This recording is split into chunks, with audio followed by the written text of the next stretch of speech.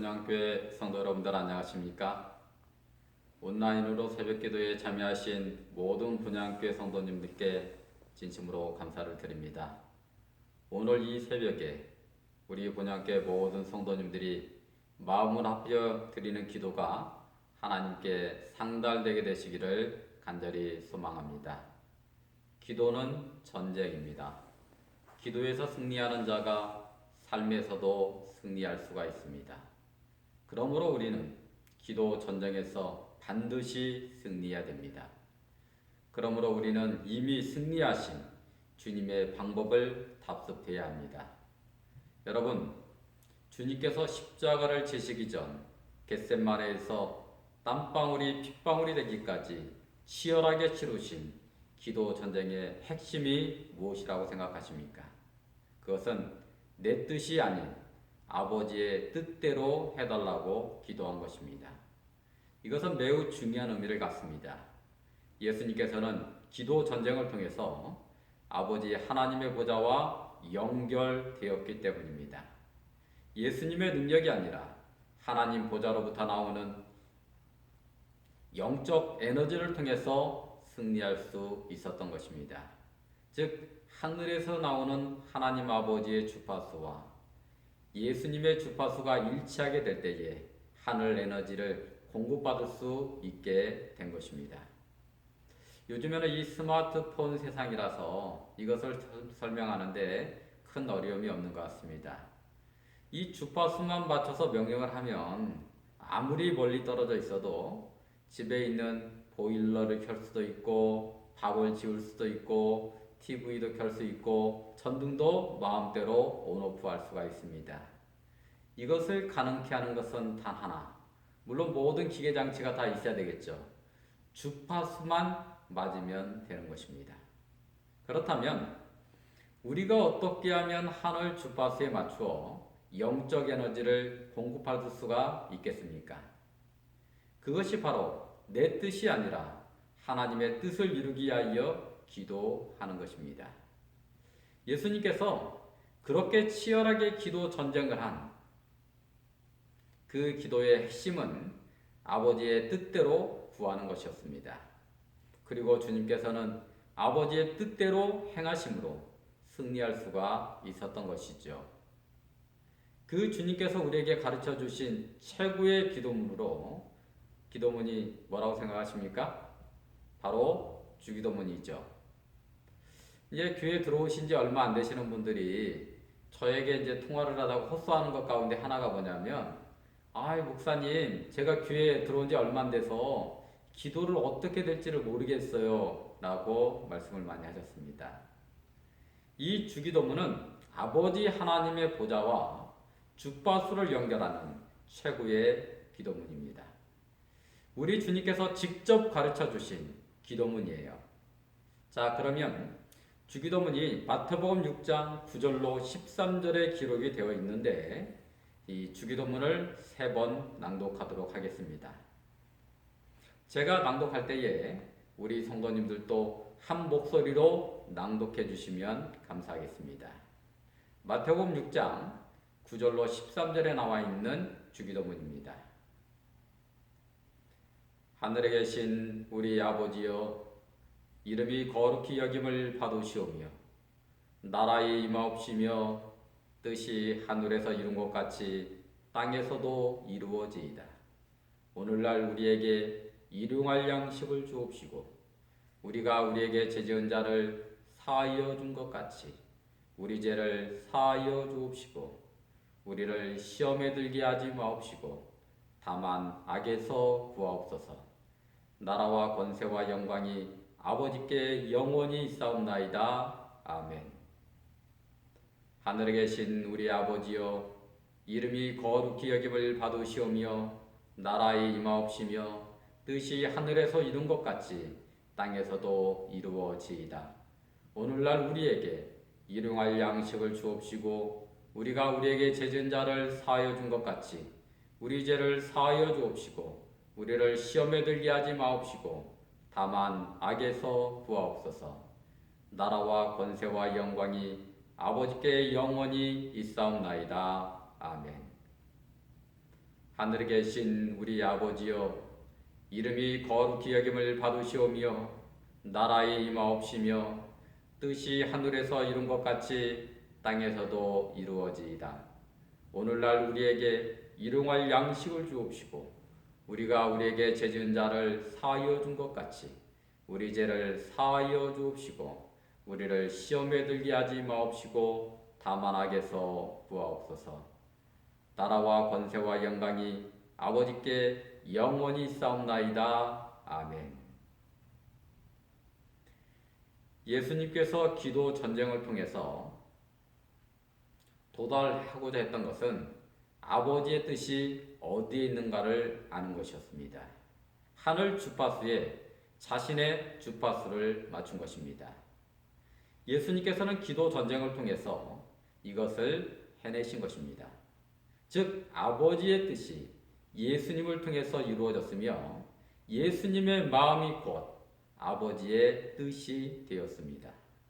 그러므로 우리는 예수님의 마음을 닮아가면 되는 것입니다.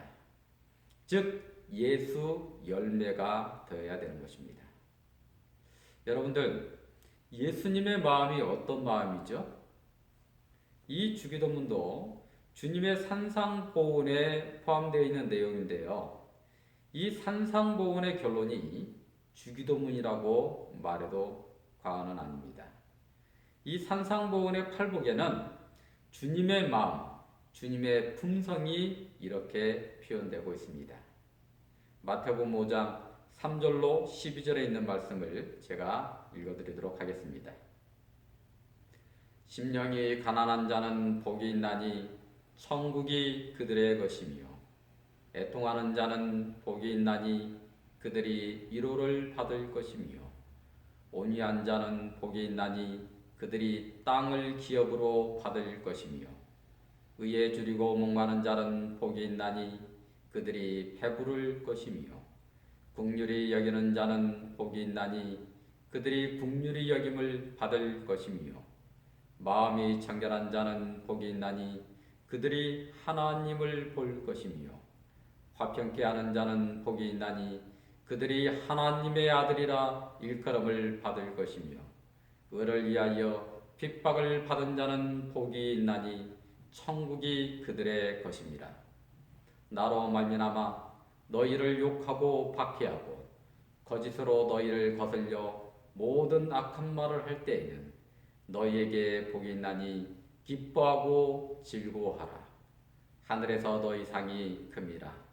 너희 전에 있던 선지자들도 이같이 박해하였느니라. 아멘. 기도 전쟁에서 우리가 치열하게 싸워야 되는 것은 하나님의 뜻을 아는 것입니다. 하나님의 뜻은 주님의 마음임을 기억하시고 우리가 주님의 마음이 되게 될 때에 하늘 문이 열리고 하늘 보좌로부터 하나님의 능력의 에너지가 우리 삶을 이끌게 될 것입니다. 이 새벽에 우리 성도님들 간절히 기도하시되 하나님의 뜻을 이루기 위하여 주님의 마음을 달라고 간절히 기도하게 되시기를 바랍니다. 하나님의 뜻이 우리 성도님들을 통해서 서울 분향교를 통해서 이루어지게 되시기를 주님의 이름으로 축원합니다. 이 시간에는 우리가 함께 기도 제목을 나누도록 하겠습니다. 제가 5가지의 기도 제목을 뽑아보았습니다. 첫 번째는 주님의 마음이 우리의 마음이 되게 해달라고 기도하시기를 바랍니다. 두 번째로 코로나19가 빨리 종식되고 일상의 삶을 회복시켜달라고 기도해 주시기를 바랍니다. 세 번째로 교회가 시각장애인 선교 사명을 위해서 재단과 여러 가지 상의 중에 재단 6분의 임원들로부터 교회 명의 이전 및 복지관 명도에 관련된 사항을 허락을 받았습니다. 그래서 교회 재산을 유지재단으로부터 교회 이름으로 명의 변경하려면 증여세 등의 문제가 발생하는데 이를 본향교회가 해결할 수 있는 방안을 찾아오면 이행하겠다고 하셨습니다. 그래서 우리 시각장애인 장로님을 비롯해서 몇몇 분이 정말 전국을 다니면서 수십 명의 변호사와 법무사 사무실과 회계사 사무실을 전전하면서 그 해결 방안을 찾게 되었어요. 그것은 뭐냐면 법원에서 이 교회의 건물과 토지가 명의 신탁되어 있다라고 하는 판결을 받게 되면 세금을 안 내도 된다는 거였습니다. 그래서 재단에 그러한 의사를 전달을 하면서 더 좋은 방법이나 해결 방법을 제안해 주십사 부탁을 하면서 만약에 그런 제안이 없다고 한다면 재단이 승낙하는 것으로 알고 법적인 절차를 진행하겠다고 말씀드리고 왔습니다. 그래서 이제 아무런 답변이 없었기 때문에 법적 절차에 착수하게 되었잖아요. 그런데 막상 재판에 들어가니까 재단이 태도를 급변해서 이제는 교회 자산이 법인의 자산이라고 말하는 단계까지 오게 되었습니다. 원래부터 법인의 것이었다라고 얘기를 하는 거예요. 이 교회가 하나님께서 세우신 선교적인 목적을 달성하기 위해서 재단과 협의하에 진행된 내용이었는데 지금은 분쟁으로 변질되고 말았습니다. 그래서 교회가 참 당황스럽습니다. 그래서 처음에는 우리가 이 복지관을 지어놓고 합회와 연합회와 많은 상의를 하고 애원을 하면서 이 복지관을 지신 목적과 뜻에 따라서 운영되게 해달라고 이 관장 선임 문제를 상의한 걸로 제가 알고 있습니다. 그런 모든 것들이 행정적으로 이루어지지가 않았습니다. 그리고 근 10년 동안 여러 관장들이 바뀌면서도 계속 그런 관장을 해왔는데 그것이 이행되지가 않았습니다. 그래서 현재 동문장애인 복지관 관장인 이성복 관장이 취임해 왔을 때에 우리 교회 여러 성도님들과 더불어 같이 식사를 하는 자리에서 이성복 관장님은 이걸 할 수 있겠냐고 다른 분들도 못 하셨는데 아마 불가능할 것 같다고 이렇게 얘기했을 때 이성복 관장님이 무슨 말이냐고 나는 자신 있다고 한번 맡기만 달라고 이렇게 하고 다시 한번 시작하게 되었습니다. 그런데 몇 개월이 안 되어서 제가 이 복지관 운영위원회에 들어갔는데 이 복지관에서 이 본향교회와 협의해서 이 일을 하기 위해서 너무나 많이 노력을 한다고 하고 있다는 거예요. 시간도 많이 투자하고 물질도 많이 투자하고 그런 얘기를 막 침이 닳도록 운영위원들한테 이렇게 자랑을 하시더라고요. 그래서 제가 물어보았습니다. 관장님, 그럼 우리가 지금까지 협의해서 많은 협의를 했는데 이렇게 협의해갖고 단 한 가지라도 이루어진 거 있으면 한번 말씀해 주십시오 라고 말하니까 침묵했습니다. 단 한 가지도 실천한 것이 없었던 것입니다.